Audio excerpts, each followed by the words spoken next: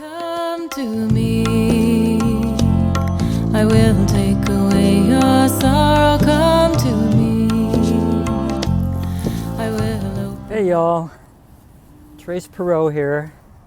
I'm doing some vlogging today. I just got off the bus from Hilo. I was down there at 4:30 a.m. and got out of the car, got my bike out of the car, got my surfboard out of the car, and discovered that I hadn't put my surfboard bike rack, in the car when I left home. So, I got back in the car. I debated whether or not I should just go home and call it a day, but then I decided, well, I'll come on over here without the surfboard. So I left my surfboard in my car in the parking lot at the bus station in Hilo, and jumped on the bus, and I'll just rent a surfboard if there's any surf over here on the Kona side. So 3-hour bus ride. I slept for 2 hours because I didn't get to bed till like 10:30 last night and had to get up at 3 o'clock. So I slept 2 hours on the bus, which was easy to do because it was pitch black almost the entire time. And here I am outside of Island Naturals, the local natural food store. And I just put away a bunch of black missioned figs. I brought with me some persimmons. It is the season for persimmons. And I got some dates with me just in case the farmer's market's not operating today, because today is New Year's Eve and they might not even be there today. So I had a smoothie, half a smoothie before I left.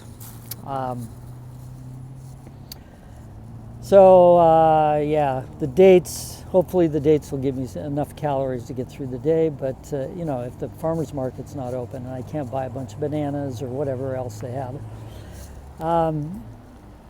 Went to a party on Christmas Day down on Puna side, Papaya Farms Road, right next door to Kanakiki, which was the community I lived in for 5 years, the 80-10-10 community.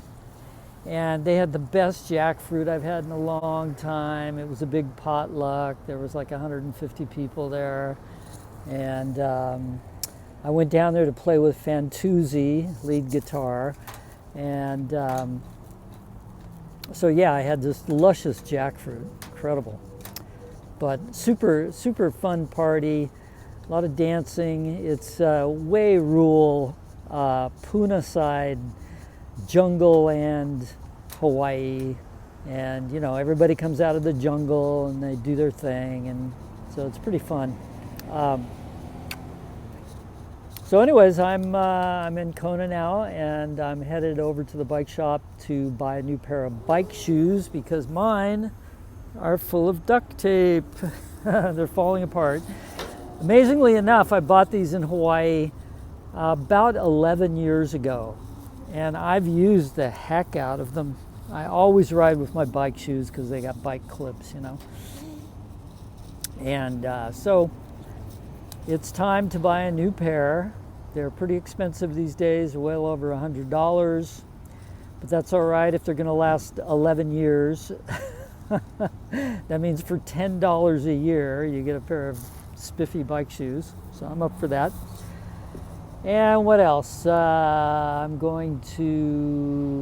forgot my helmet, left it at home, my bike helmet, so I'll go by the thrift store and see if there's one for a couple bucks, which there probably will be. And then I'm just gonna cruise down Ali'i Drive. This is like the 9th day of an 11-day vacation. 10th day, because tomorrow I have off and then I go back to work on Thursday. And I really haven't gotten out of Puna. I haven't even gone to Hilo in that time. So I felt like I needed to go away somewhere. Originally I was going to go back to California, hang out with some of my family members, but it proved, I got too late into it and it proved to be way too expensive. And in light of the fact that I just geared up for producing music videos, I've got this fledgling production company going now called Wild Bull Studios.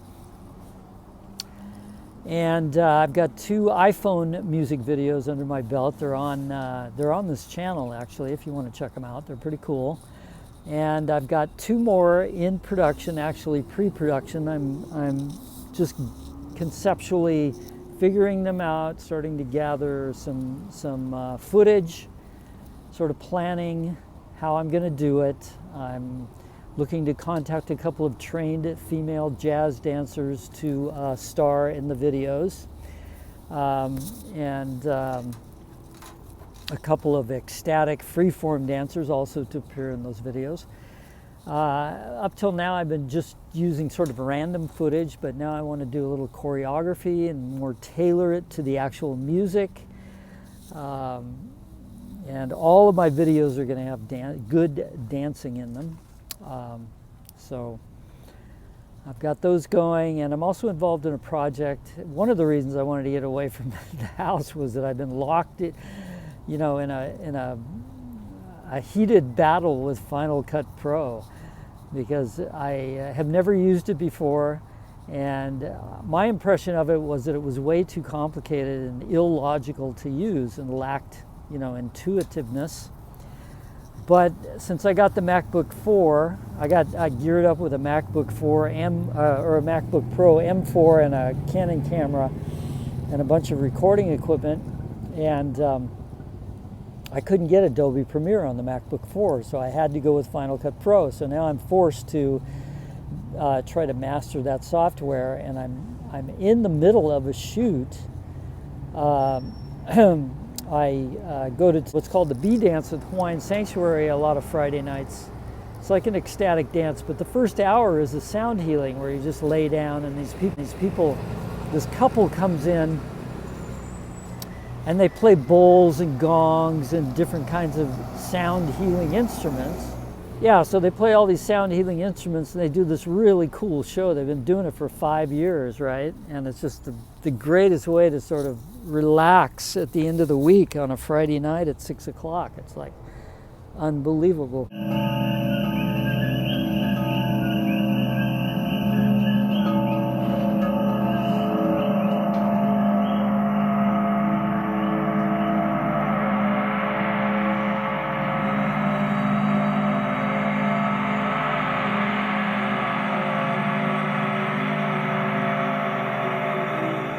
So I approached them about shooting a video of the whole session. So I've done 2 sessions that they put on. First one, was just a trial run. I really didn't know how to handle it, how to figure out the layout and the angles and the shots and all that. But the second one went real well. So I'm now fleshing out the good stuff. I'm going to try to get a full 1 hour music sound healing video so they can put it up on YouTube, and then several shorter cuts that they can use on social media and stuff like that. And I'm doing it all on Final Cut Pro. So that's kind of fun. And what else do I have going on? I've got this group, this 4-piece essentially group. We're all singers, 2 females, 2 males. Both of us play guitarists. Both the males play guitar, the females are just singers. We all have great voices. And so I named it 4-4-U, sort of patterned after the naming convention that is used in boy bands, right? Like the one that that guy Liam, I forget his last name, he passed away, fell off a balcony, was drunk or something in Argentina, Buenos Aires, I think. Anyways, they named their band, I don't know, I can't remember the name, but it's a very conventional sounding name, so I thought 4-4-U would be a good name. It's kind of cute, and you can mess around with it. You can just put 2 4s and a U, or you can spell them out, 4-4-U. And it's sort of an everyman kind of title, right? So anyways, we've been rehearsing. We had a successful show at the talent show for the company, and we all work for the same company. lose control when you're not next to me. I'm falling apart right in front of you. Can't you see? I lose control. And these other three people, they're all in their 30s, right? Which is pretty amazing. Here I am, the old fart of the group. But I'm the guy that's putting the studio together for the rehearsal, and I'm doing the production for the videos and the music recording and everything. So, you know, it works both ways. It's cool.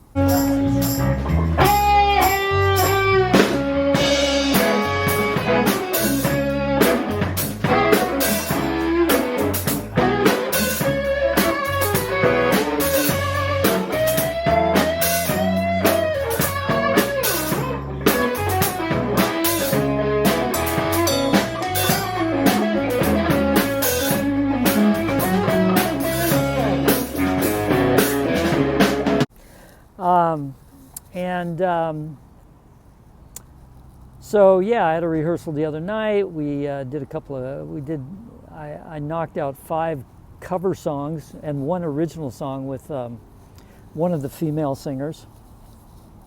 They're both very talented. So we're starting to do that, put stuff out on social media.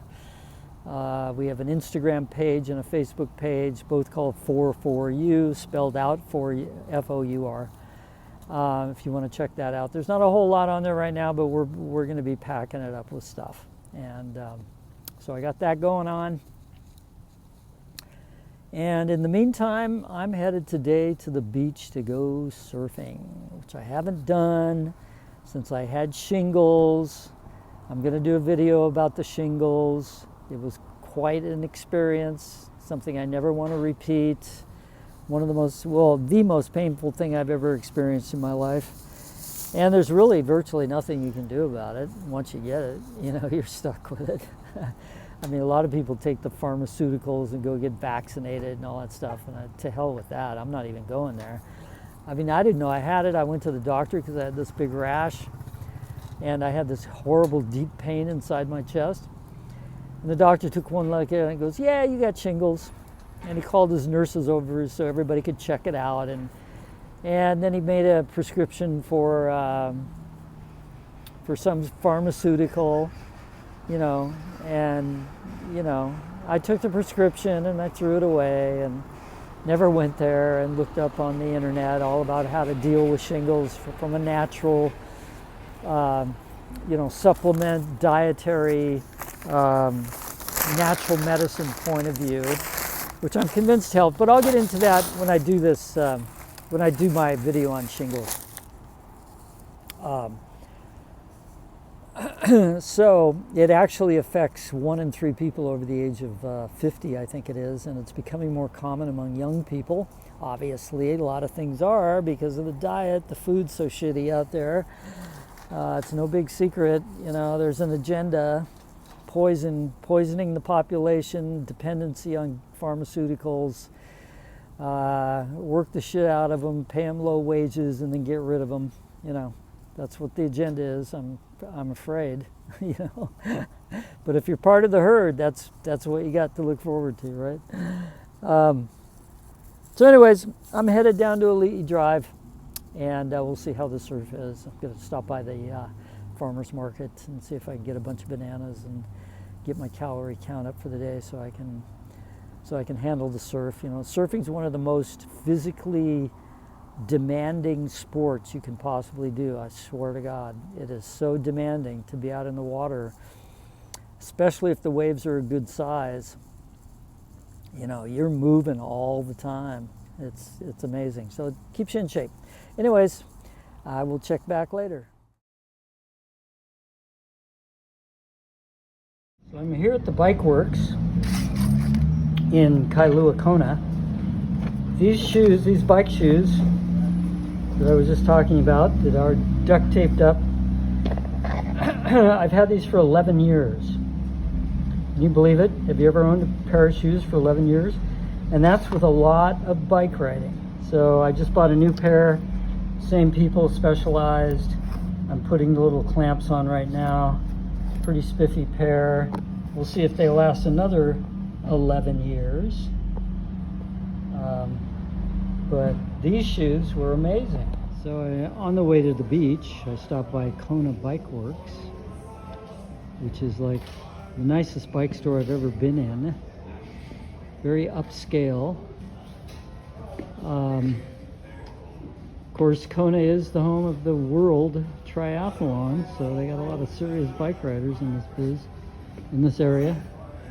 But yeah, this is like super nice place.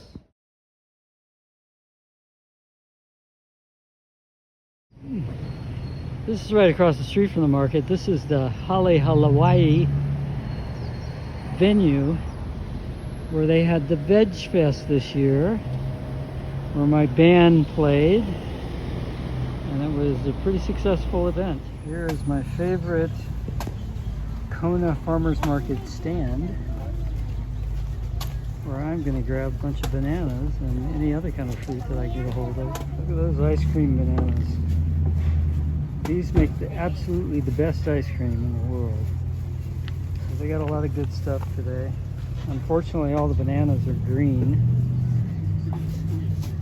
but we got lots of other good stuff, but nothing as far as sweet fruit. Mangoes over there, but mangoes are $4 a piece. More than I want to pay. They have a ton of star fruit. I'm so glad you're open. Watermelon. Most of this is organic. The mangoes are definitely organic.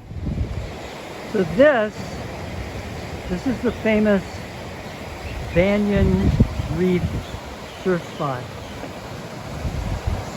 As you can see, it's only a couple feet high and it's pretty junky.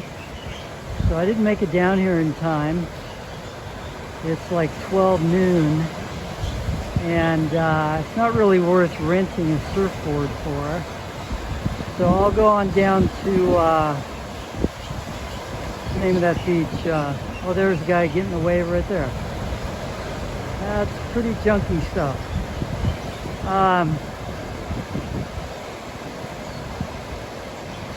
go down to the Kualaloa or Kahalui Beach, Kahalui Bay. See what's happening there, because that's where the surfboard rental place is. This is Lyman's Point, I believe they call it. I surfed this one day about 8 feet. It really holds a big swell very well. Obviously it's a left point break, and it has a very deep cove. So it looks like there's one longboarder out there right now, but it's for all intents and purposes totally flat today. So this is the Big Island famous Magic Sands Beach. Mostly body surfing and belly boarding, or knee boarding. See all those rocks right there on the shore where the sand ends? All of those are usually covered up by sand, but the sand goes in and out depending on the size of the swell. So last week they had a big swell, it was like 6 to 8 feet. So it took all the sand out. Fun place to body surf though. So here we are at Kahaulu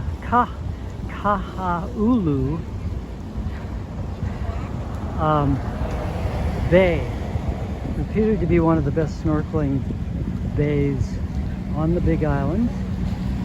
And this is the surf spot, and it looks like they got a lot of surf lessons going on. The place is absolutely chock full of people. Probably mostly from the Midwest, never seen the ocean before. Just kidding. Where they're hanging out, it looks like there's absolutely no surf. So they're just learning how to paddle and how to stay on the board. There's a couple of people up there at the point riding. But, you know, I'm hot after all that riding. I might just rent a board and go out, but it's very crowded. You really have to get here early before the wind comes up and before the people start showing up. And this is Kahalu'u Surf and Sea. This is where you rent your surfboards. Take them right across the street. They got instructors. The instructors are probably very good, and they show you exactly what you need to know. So I got kind of interrupted there at the last surfing spot I was at in Kona for my Kona vlog. And so just to finish off about that, actually, this is what I'm eating right now. This is my second dinner for the day. It's all starch, perfectly combined hummus with mushrooms and celery. I already polished off a bunch of carrots and hummus. Now I'm going to the celery and the mushrooms. The hummus has the greens of green onions, lemon juice, celery, coriander, paprika, and cumin. So that's what's in the hummus, and it's unbelievably good. It also has some chili powder and some jalapeno pepper. So really delicious, quick meal. You know, I had the chickpeas in my refrigerator that soaked for a couple of days and were sprouting, and so I threw them in the refrigerator and just pulled them out and food processed them into hummus. So just to finish up my blog, right? Because I got my phone ran out of juice. I wound up not going surfing. It was just too crowded, too junky. $25 to rent a board. So I decided not to go. I hung out at the beach for a while, and then I rode on back to Kona, downtown Kona, Ali'i Drive on the ocean there, and on the way back I stopped and purchased a bunch of bananas and ate them. So I filled up on calories. Then I went to the market, farmer's market, and I bought a couple of really delicious avocados, which I saved for dinner later on. And anyways, I went swimming at the King Kamehameha Hotel Beach, and that was water was about 70 degrees, beautiful. After that, I rode up to Island Naturals and I bought some lettuce and some romaine lettuce, tomatoes, took my 2 avocados and a lime, and I went down to the back of a restaurant in the industrial area where there were picnic tables, and I made a meal and debated whether or not I should hang around, you know, for New Year's Eve, because the place had live music that I was at, and I decided, nah, I think I'll just go home. And so I went back to the bus and a bus stop and took the 3-hour bus back to Hilo. So, you know, anyways, well, I was reflecting on a couple of things there when I was at the beach. One was the vocabulary we used to use. Now, I started surfing in 1960. I started surfing in 1960. I bought it was all the rage. The Beach Boys had just come out. I lived in Southern California. We used to go down to South Bay all the time. Sapphire Street, 22nd Avenue.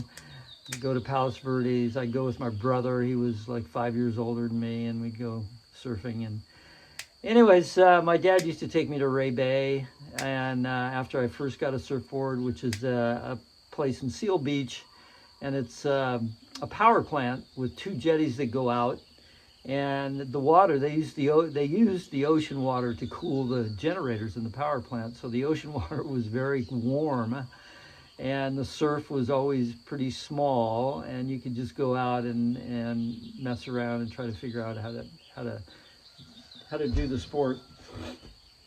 So that's where I started.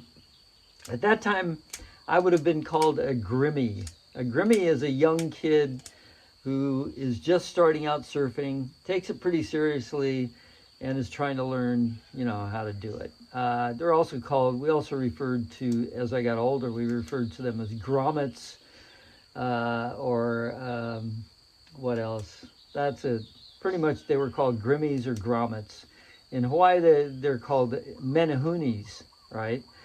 Now, some of the other things that we used to talk about were the kooks. Now, kooks were very awkward, usually kids, but sometimes, older guys that didn't know how to surf, and they had just grabbed a board and paddled out, and they were doing all the wrong things and didn't know the etiquette, and were taking off in front of people and causing chaos. So we would call them kooks. If you were branded a kook, then everybody in the water sort of put you down. And then there were ho daddies. Ho daddies were guys that were hung out on the beach with their surfboard but never went surfing. They just were making the scene. Usually had blonde hair, wannabe surfers, didn't know how to surf. So those were ho daddies. So ho daddies, grimmies, kooks, grommets, those are terms you never hear anymore. You do hear menahunis every now and then, but those other terms you never hear. The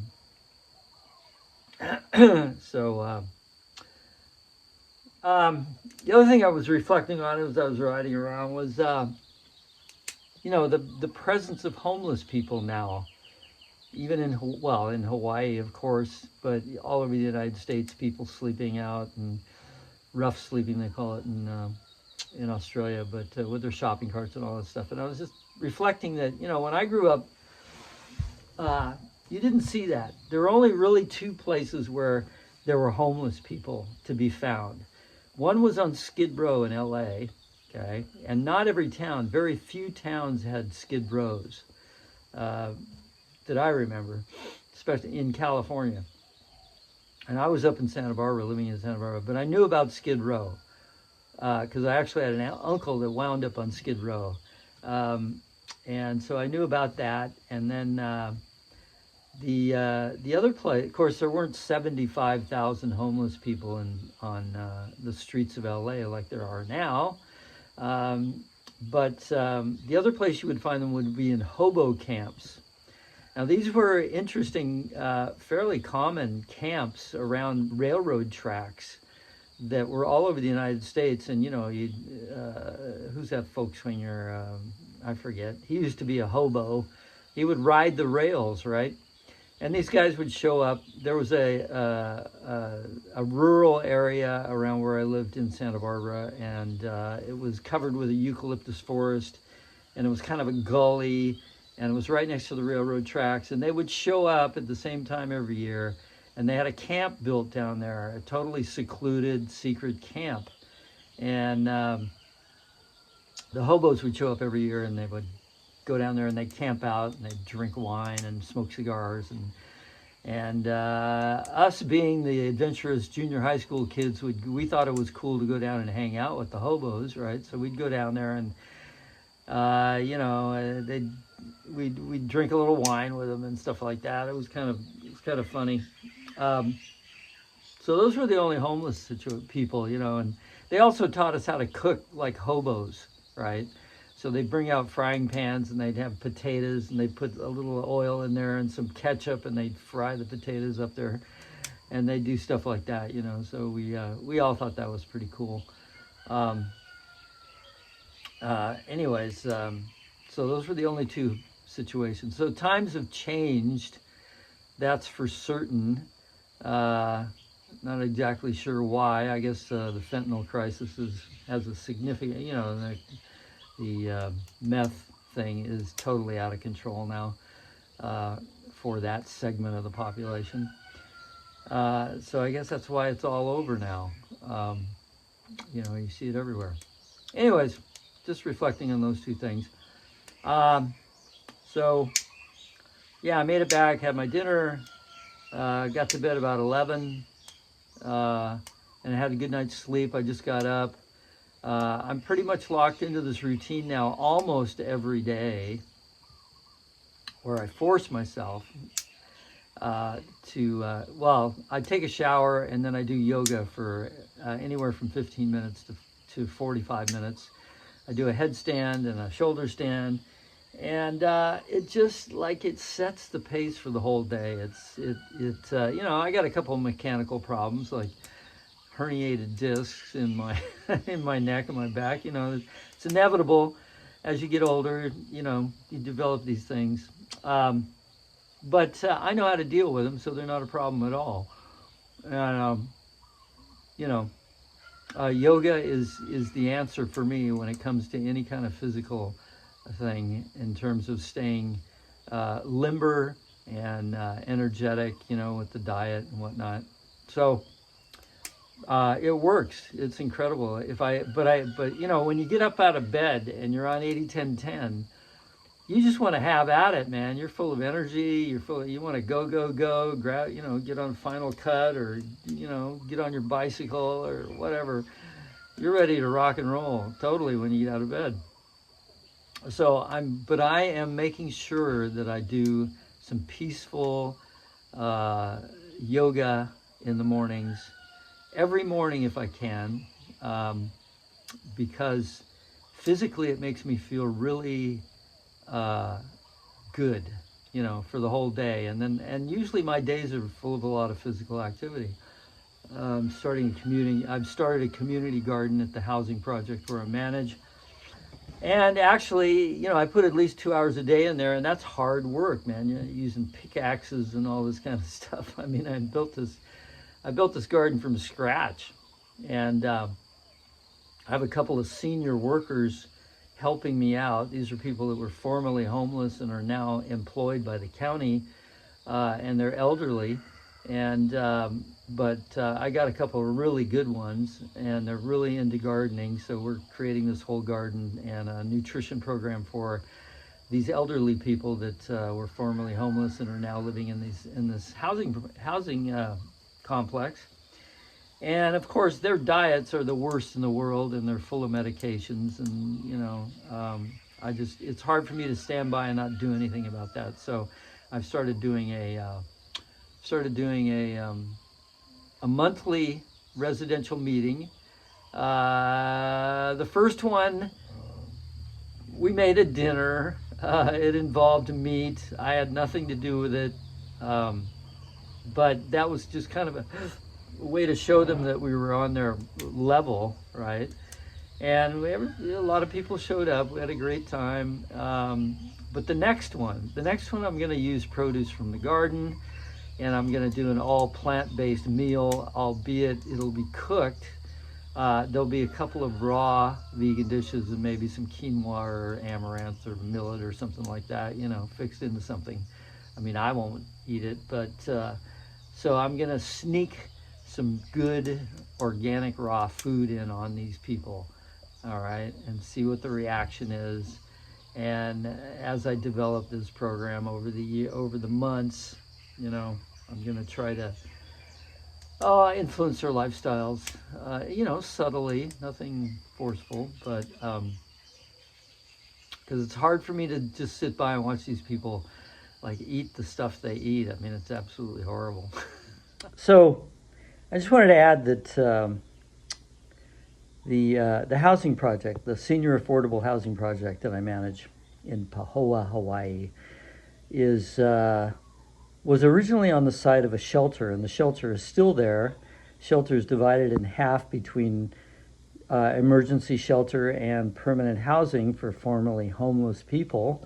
And then there's the new senior affordable housing project that's very nice, actually, that I manage. So this last week, when was Thanksgiving?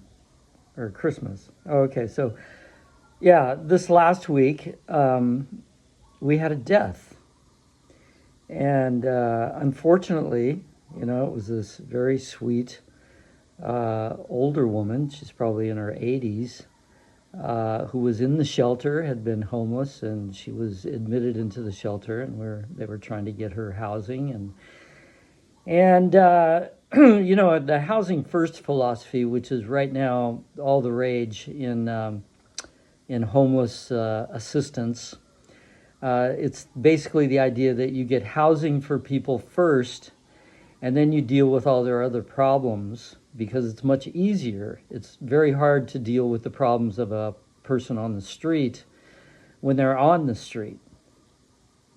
That's what outreach does, but outreach also tries to get people into the shelter. So in Housing First, it doesn't matter what their condition is in terms of addictions or mental health, unless they're really severely mentally ill, and then they go to different facilities. But, for the most part, it does not matter, if they're addicted or not. And this woman was an addict. She was in her 80s. She was still taking meth. And one of the shelter workers found her expired in her unit, and called the paramedics. And the paramedics came in and found her, and she had a needle in her arm. And so that was that. So very interesting. I just wanted to throw that in. It's just part of dealing with the homeless. These things happen. I've had several deaths. I've found people, passed out, heart attacks on their in their units and all this kind of stuff. So it's just part of the game. And fortunately, we do everything we can to avoid this. And hopefully in the future, they will the Housing First thing will give way to something a little bit more amenable to these people, like Housing First plus rehabilitation. So I think there is a move to develop a rehabilitation program in our organization, so that when people are screened and they come into the shelter, if they need rehabilitation, they'll be able to go into rehabilitation for 30 days and get clean before they come into the shelter. I think that would be a great improvement in our services. But we shall see. These things take time. So as a closure on this video, I'm going to insert my shopping and kitchen organization experience from the previous Sunday. Just so you see, this is how a long-term raw fooder pulls it off. And yeah, so that'll take us on out. Okay, this is what my 80-10-10 low-fat raw vegan shopping looks like. So every Sunday morning, I go to my favorite produce stand, and this is what I get. I get approximately 30 some odd pounds of apple bananas, half green, half on their way to being ripe. And I get a box of, this is everything green, and mushrooms. So you got kale, spinach, green onions, asparagus, romaine lettuce, jalapeno peppers, corn, zucchini. What else? Bean sprouts. So that's everything, the everything green box right there. And looks like, what is that, rainbow chard or something? And I also got kale in there. Over here in this box, this is all the other fruits. So we got 5 pounds of tomatoes. We got star fruit, papayas, oranges, limes, lemons, rambutans, and longans here. So, and persimmons. And anything else in there. That's about it. So this whole load cost me $154, which is about average per week. There's only a few other things I buy in a health food store, and that's it. So this is all my shopping. When I go into this fruit stand, people comment. They go, "Wow, do you own a restaurant?" No. So I just tell them I never shop in supermarkets. I wouldn't feed 95% of all the food in supermarkets. I would not feed to my dog. Thank you very much. Okay, let's look at all this food as it's broken down and how I store it. So mostly in bowls with open tops. So here's lilikoi. Here are all the tomatoes. This is a bowl of oranges. No, this is a bowl of limes, lemons, apples. So that's what's in there. This is a bowl of more apples and persimmons. Okay. This is a basket full of bananas over which I throw a towel, which allows them to breathe and keeps the bugs out, and I can use the towel to dry the counter when I need to. Okay, up here, another bowl I didn't want to bring down. That is completely full of oranges and grapefruit. Right now in Hawaii, you know, wintertime is orange time in Hawaii, so the orange trees and all the citrus are just going great guns. So all these bowls wind up on the shelf up here. So they're easily accessed. Behind the bowls, these bowls that I have not put on the shelf, let me put those up here. So the tomatoes will go up there, lilikoi up there. Whoop. That's my funky light. Lilikoi up there, and the lemons and limes will go right there. But I can't lift them with one hand, they're too heavy. Anyways, along the counter wall, I keep anything in a bag like this, anything small. These are ramatans, these are longans. I keep all my papayas lined up in a row right there. Okay. The green ones obviously are on the back row on the bottom.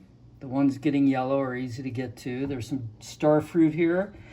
And avocados that are ripening I leave out here as well, but that still gives me quite a bit of counter space. I also leave my dulse in here.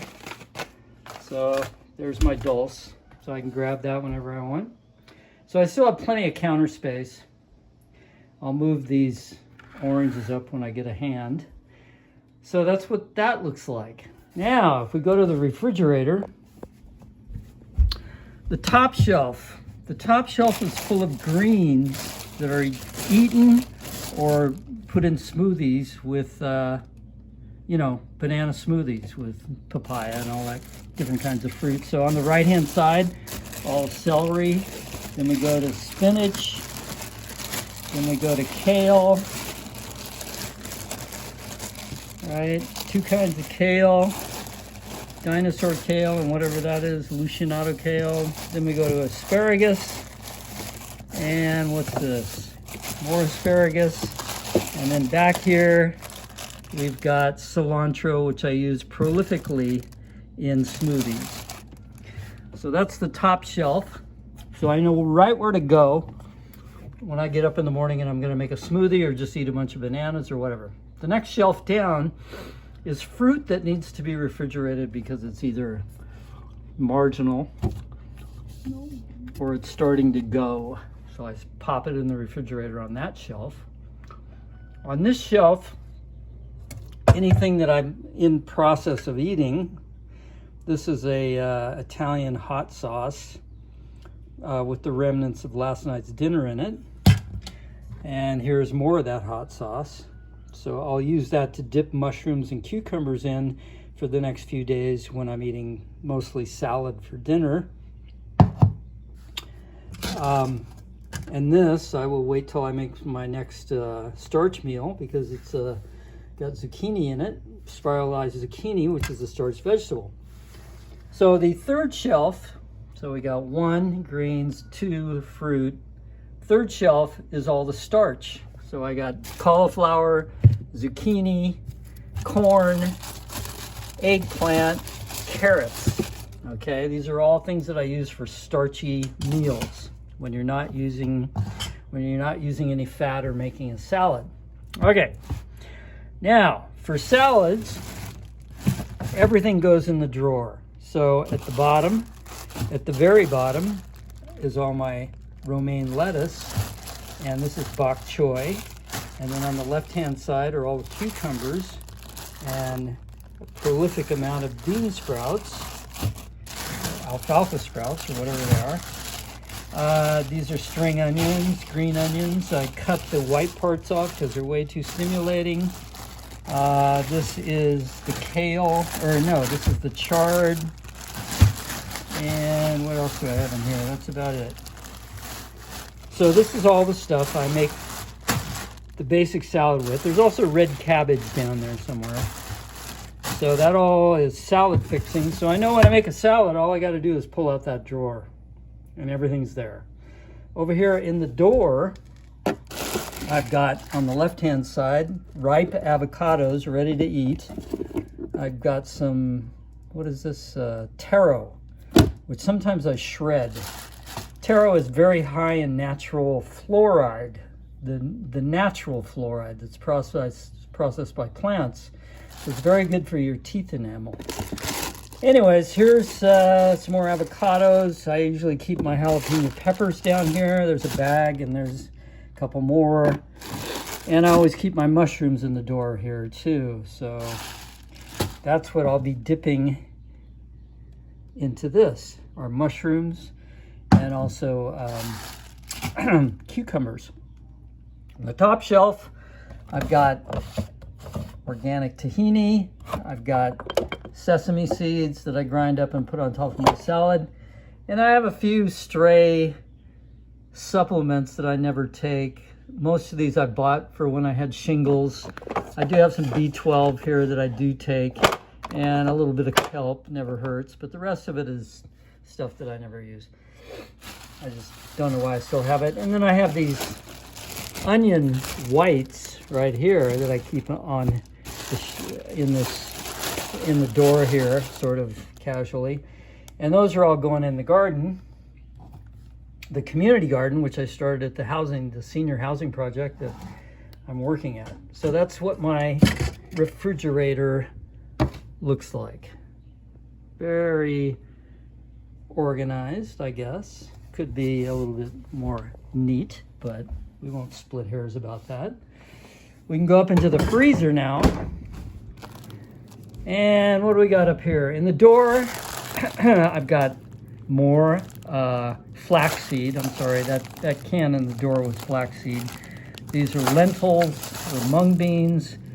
These, okay, let's start over. So I got the flaxseed, I got the lentils, I got, what is that? Nuts. The ones with very high in selenium. Here's some more lentils.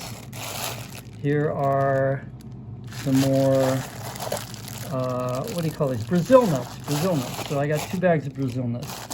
Down here I got some more, I got sunflower seeds, which sometimes are just good to eat with the salad. I've got, this looks like chia seeds, and these are hazelnuts. I dropped something on the floor here. What did I drop on the floor? More hazelnuts. So I'm pretty stocked up on nuts and seeds there. In the freezer part of the freezer, this is where I keep my dates, and I always try to keep a couple of things of raisins, which I soak before eating, and I put in smoothies, or I just dish them out over bananas. Back here, this is more, oh, these are oak grouts. So sometimes I feed these to the chickens as a treat. This is a bag of compost, which my compost buckets are full right now, so I'm putting everything in the refrigerator until I can empty them out in the garden compost. Back here are some white rice that I use in case I drop my phone into the toilet.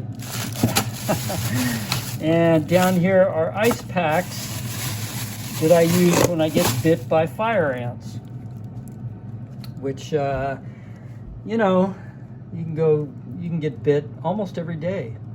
And I found that the best remedy is to just slap an ice pack on that bite for about 5 to 10 minutes, and the sting is gone. So that's why I have these ice packs in there. They were also used during the period that I had shingles.